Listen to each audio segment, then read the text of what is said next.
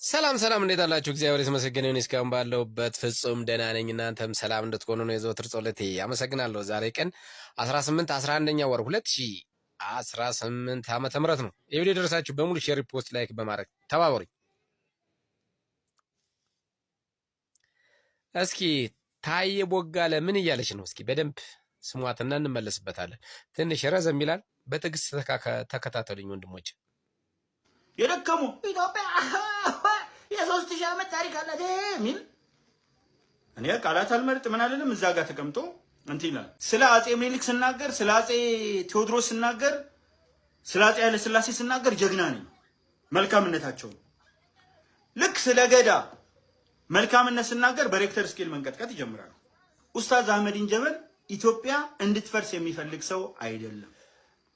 አማኞችን በስነ ምግባር የሚያጸና በዱዓ ላይ ሙስሊሞች ዱዓ እንዲያደርጉ እንዲጸልዩ የሚያደርግ ሰላት በአግባቡ እንዲያደርጉ የሚረዳ ከሌላ የኢትዮጵያ ሕዝብ ጋር በሰላም እንዲኖሩ የሚሞክር ያ ማለት በታሪክ ውስጥ ሙስሊም ላይ ይፈጸም የነበረውን በደል በማን በመሪዎች ውጋኝ አለው። በጦር ያው አብሮት አንዳንዴ አደንም አስተምሮታል። ውጋኝ አለው። ከዛ ረን አንተ እንዴት አድርጌ ወጋለሁ ሲል ካልወጋኸኝ ሰባብሬ እበላሃለሁ አለ። ውጋኝ ሲለው በቃ እንዳመረረ ሲያይ ወጋው። በል እኔ እያደንኩ ሳበላህ ነበር፣ ሂድና እያደንክ አብላኝ አለው። ሄዶ ሚዳቋ ሲይዝ ሰስ ያመጣ የተለያየ ነገር እያመጣ አንበሳውን ዳነ። ቁስሉ የተመታው ቁስል ዳነ። ከዛ በኋላ ስም አለው ስላሳደግኩ አልነካም፣ ወደ ቤት ሂድ። አየህ ያቆሰልከኝ በጦር ዳነ። ሄደህ ግን ከሰዎቹ ጋር ብብቱ ይሸታል ያልከኝ እስካሁን ጭንቅላት ይነካኛል አለው። አያችሁ ዱላ ምት አንድም ይሁን 10 ምት ይድናል። ምት ነው። ከሰዎች ጋር ተደባድበህ ልታውቅ ትችላለህ። ምት ነው። ልትመታ ትችላለህ። በነገር ጦር መሸንቆር ግን በእኩይ ደብተራዊ ስሜት ክፉ ነገር መናገር ግን እድሜ ዘመን መሄድ ነው። ስለዚህ ተመተህ መቼዎችን ባታቅም ከተስተካከልክ ጥሩ ነገር ነው። ለመስተካከልህ ግን ትልቁ ነገር ተመተው ነው። ጀነራል ጻድቃን የተስተካከለ እንትን ያሉት ተመተው ነው። ጀነራል ሳሙራይን ውስጥ ትልቁ በኢትዮጵያ የመጀመሪያው ጀነራል ከብልጽግና ጋር መስራት የጀመሩት ስለተመቱ ነው። ክቡር ጌታቸው ረዳ፣ ክብርት ኬሪያ ኢብራሂም፣ ክቡር ነብዩ ስሁል ከብልጽግና ጋር መስራት የጀመሩት ስለተመቱ ነው። ብልጽግናን ይደግፉ የነበሩት አብኖች ከብልጽግና ጋር ቢያንስ በክብር አብረው መስራት የጀመሩት ስለተመታ ነው። ኢዜማ ከብልጽግና ጋር መስራት የጀመረው አይደለም። ሌሎችም በርካታ ሰዎች ከነ መዋዘ ጥበባት ዲያቆን ዳንኤል ክብረት ከመጀመሪያ ያሉ ይቃወሙ የነበሩ እነ ማደንቀው ጋዜጠኛ ሲሳይ አጌና ጎሌ፣ ማደንቀው ጋዜጠኛ አበበ ቶላ ፌሳ፣ በጣም በርካቶች። አንዳንድ ቦታ እኮ የሀሳብ ልዩነት ነበረን ከብልጽግና ጋር የሀሳብ ልዩነት፣ ግለሰቦች ብልጽግናዎች አይደሉም። እኔ ለምሳሌ ስቱዲዮ ሲደርሰኝ ከሰፈር ሰው ተለይቶ የሁለት ወይ ሶስት ሰዎች ውሳኔ ነው። አልነበርኩም። መጉዳት ፈለጉ። ብልጽግና ጎዳኝ ልል ነው እንዴ?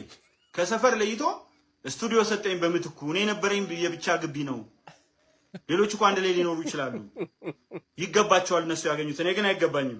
እና ብልጽግና ነው እንዴ መጥቶ ለታዬ ቦጋለ ስቱዲዮ ሰጣችሁ ቤተሰቦቹን አሰቃዩ ብሎ እንትን ያለው አይደለም። ስቱዲዮ ሰው ሊኖር ይችላል። ኤኒዌይስ ጨርሻለሁ። ፈጣሪ ኢትዮጵያን ይባርክ። አህመዲን ጀበልን በጣም ከሚፈልገው በላይ ኡስታዝ አህመዲን ጀበልን አከብረዋለሁ። ድንቅ ነው።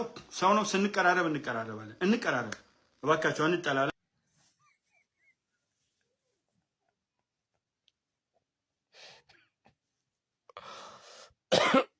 ድሮ ነው አሉ ታላላቅ ሰዎች ሲያወሩ ነው የሰማሁት። የሆኑ ሽፍቶች ነበሩ አሉ በአንድ መንደር በአንድ አካባቢና የሆነ ቤት ይሄዱና ሲያስደግሱት ምናምን እንደዚህ ያድራሉ። ከዛ ሲበሉ ሲጠጡ ያድሩና ያው በጨለማ ነው። ከዛ ጠዋት ቤቱን ለቀው ጫካ ይገቡና በመነጋው ያብዳል። ያ ሰውዬ ሲመግባቸው ሙከታ አርዶ ሲያበላቸው ምናምን ያደረው ሰውዬ ይናገራል በሰፈሩ። እነ ከሌ እኮ መጣው እንደዚህ ሲያሰቃዩኝ ያደሩ እንደዚህ ያርገውኝ ምናምን ሲል ቀጥታ ይሄ ነገር ለነዛ ሽፍቶች ይደርሳቸውና ነው ተናገረ እንደዚህ ብሎ ኦኬ እሺ ይሉና ማታ በበነጋው ይመጡና ቅጥቅጥ አርገው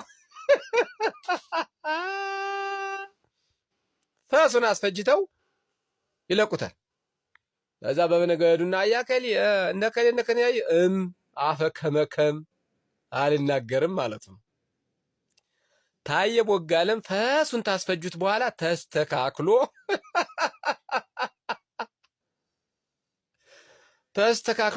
እነከሌ ከብልጽግና ጋር የሚሰሩ ተደብድበው ነው እነከሌ እንደዚሁ ነው። ምን አጠጋጋ ወደ እነሱ?